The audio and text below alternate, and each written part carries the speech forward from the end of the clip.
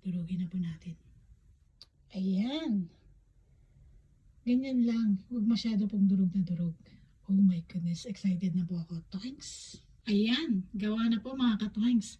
At ang nilalagay ko po dito ay oyster sauce, extra virgin olive oil, and then yung toyo po ng kikuman, at saka yung healthy na asukal na siyang ginagamit ko po pag nagluluto po ako.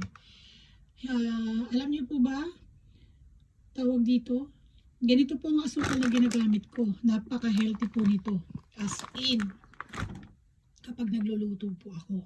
Hindi na po ako gumagamit. Tsaka matagal na pong taon na hindi ako gumagamit ng white sugar.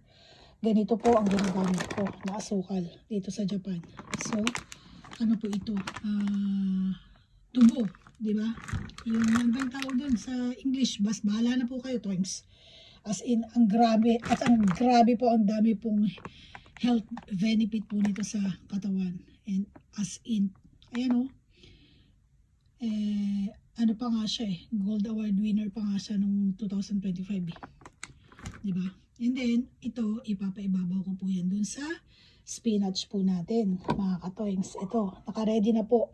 As in, yung unang batch ng pinakuluan ko po. Oh my goodness. At ipapaibabaw ko po yan, yung mixed peanuts, at saka yung aking ginawang sauce po. Kain po tayo mga katoings. Siyempre, malamig pa po ang panahon dito kaya parang may nagbubuo yung olive oil nga po. Toings! Kain po tayo. Thank you, Lord.